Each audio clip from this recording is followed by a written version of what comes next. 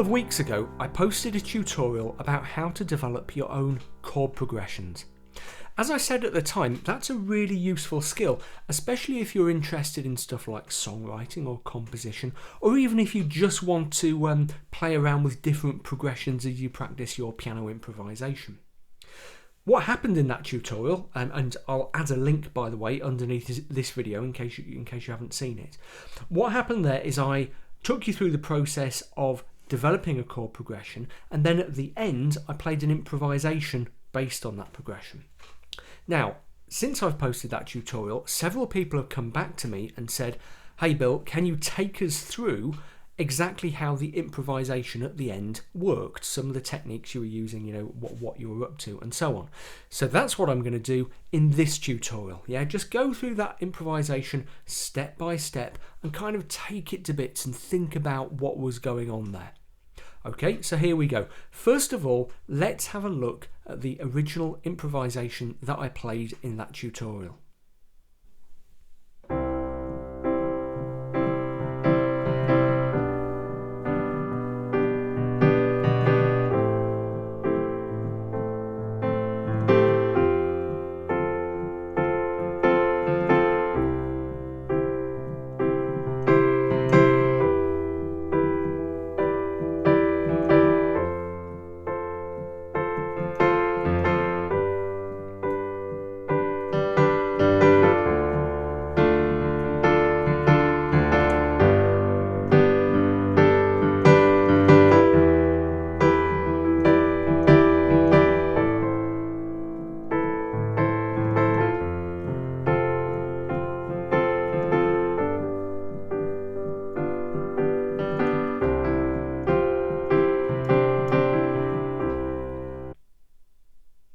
There we go. As you can see, it was fairly slow and steady, a kind of classic pop piano ballad style improvisation.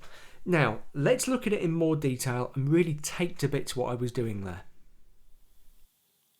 Okay, here we are in screencast mode. What I'm going to do is play through the video of the improvisation bit by bit and talk about what I'm doing at each stage. The very first thing I want to talk about is the rhythm that I'm using, which is more or less, with a couple of slight exceptions, more or less constant throughout, and which is one of the kind of the most important rhythms in ballad style pop piano. Let me just show you what I mean. Let's just play the first few bars.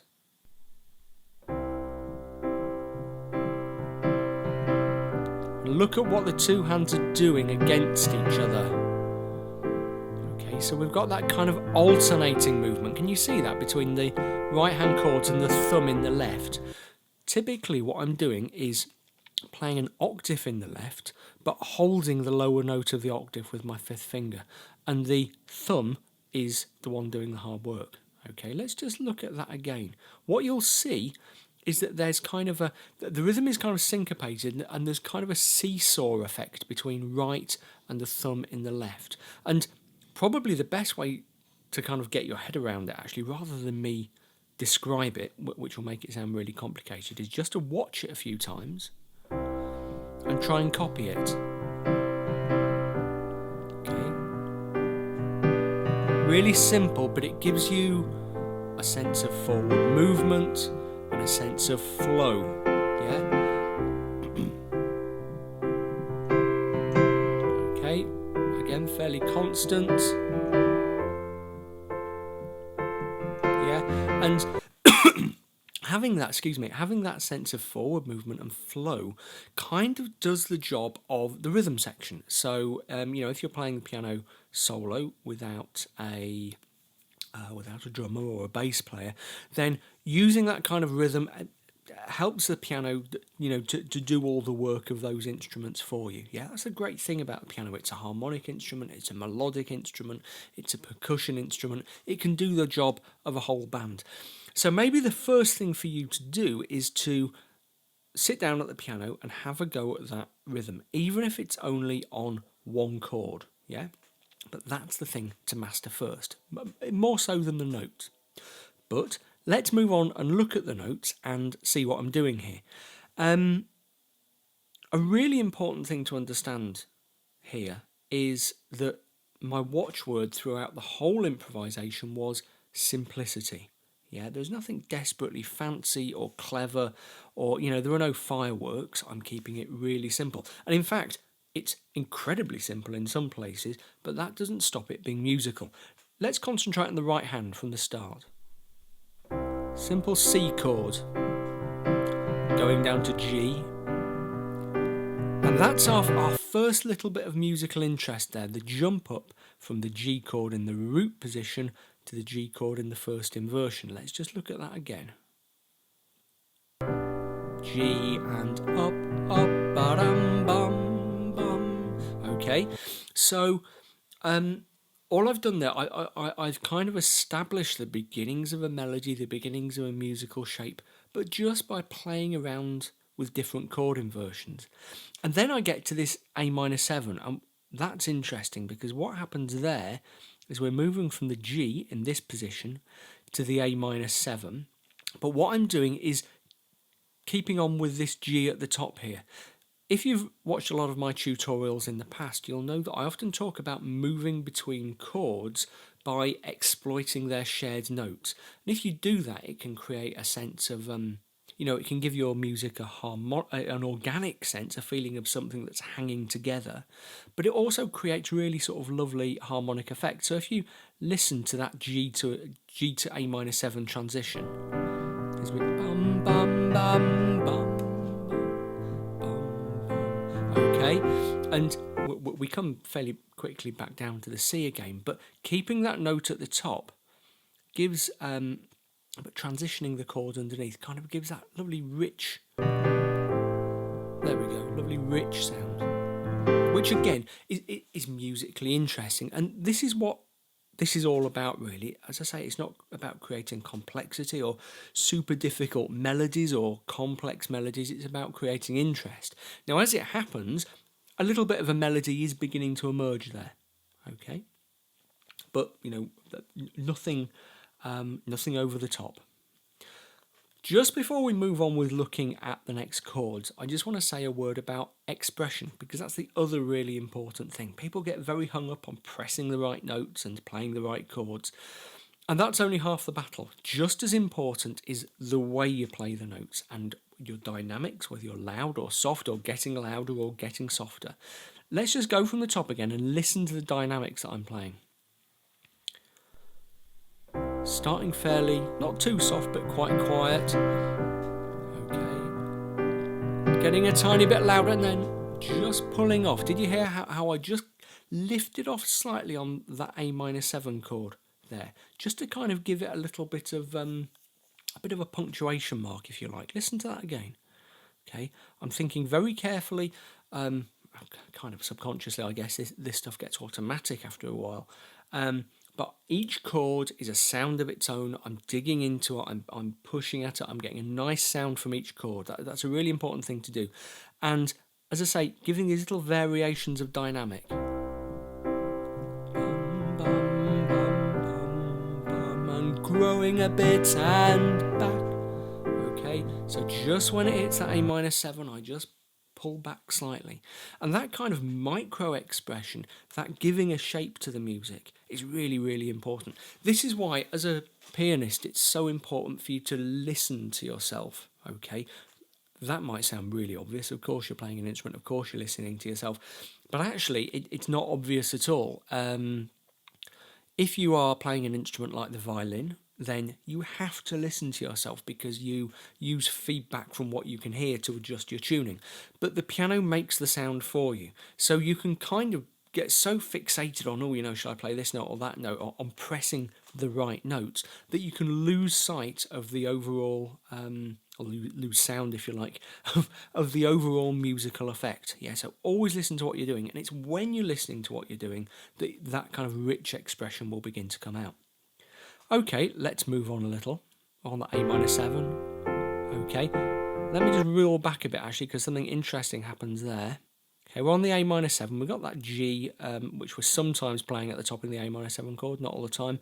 But look how I'm doing the transition to the F chord that comes next.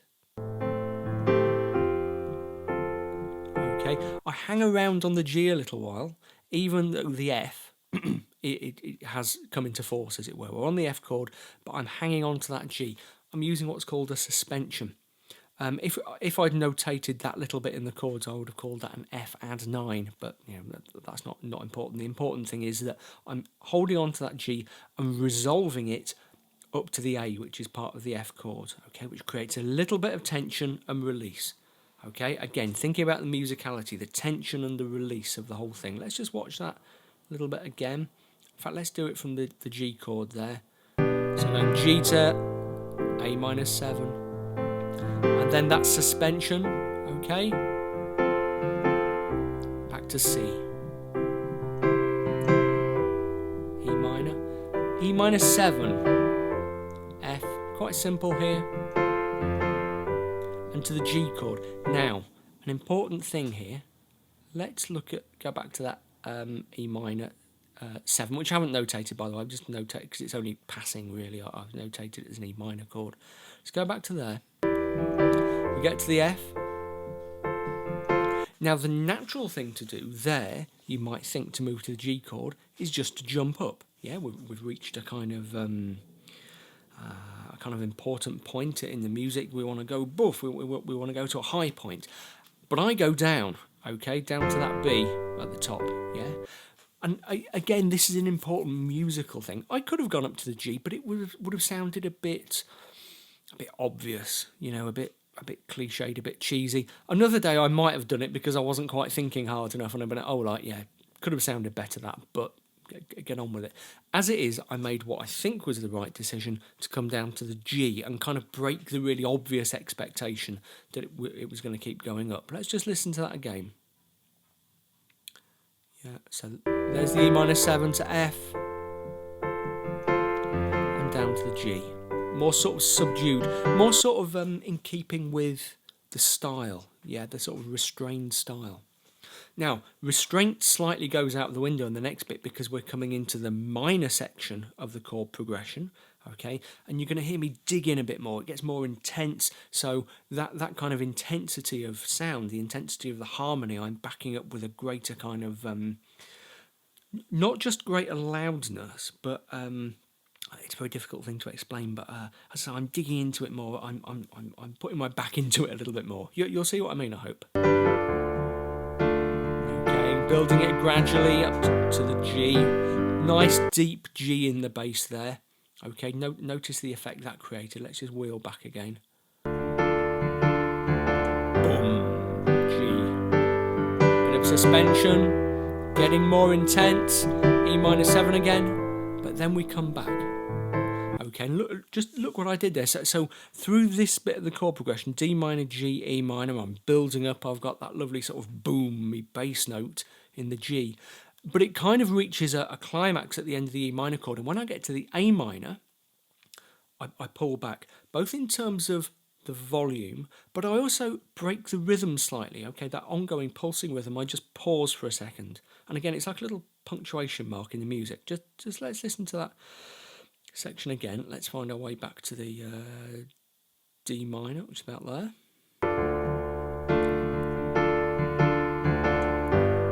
G, and building up another suspension there, E minor 7, and again hear the pullback. And look what I did with creating that little bit of melody there. From the E minor 7 chord, there I've got my fifth finger on the D. Okay, so what I did is play another suspension. When I moved to A minor, I kept on with the D up there, resolved it down to the C, and then actually decorated it a bit more by coming down to the B and back up to the C. Let's just watch that. Okay. Yeah, and again.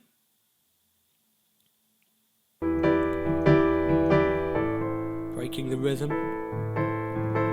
Okay, and now we're kind of in the homeward stretch, so the tension has kind of been released, and we're back to the tonic chord, which I just decorate a bit at the end there with that suspended fourth and suspended second or ninth, whatever you want to call it. So what's really important here is that I am not just making decisions about which notes to play. I'm making decisions about the shape of the music, about the expression, about where to how to use the rhythm to drive it forward, and it's all about the musicality. Yeah, the notes are almost secondary. Obviously, you need to get them right, or kind of right. Doesn't matter if you make a few mistakes, but more important is the expression and the control. Better to have a few mistakes in your notes but really great expression than to have perfect notes just played in a completely dead way. Yeah, we're making music, it's supposed to be musical. Okay, hopefully that was useful. As I said, the thing to do is to take yourself to the piano and put these things into practice for yourself. And don't just worry about getting the notes right. Think about the expression, think about the dynamics, think about the rhythm. Those things are as important or even more important than being 100% precise on the notes. Okay, there we go. Just finally, a couple of quick plugs. First of all, for my book, How to Really Play the Piano, stuff your teacher never taught you. So if you're really new to this kind of thing and you want to understand about how chords work and how to get started with improvisation, that is all in here. You need to read basic music, but not a great deal more than that. And also a quick mention for my Patreon crowdfunding campaign, www.patreon.com/Bill Hilton. If you can spare $1 or $2 or maybe even a little bit more per tutorial that I make, just to support what I'm doing here so I can spend as much of my time as possible making that stuff, that would be cool. I would be endlessly grateful. Okay, there we are. That's it for another tutorial. I'll see you again soon.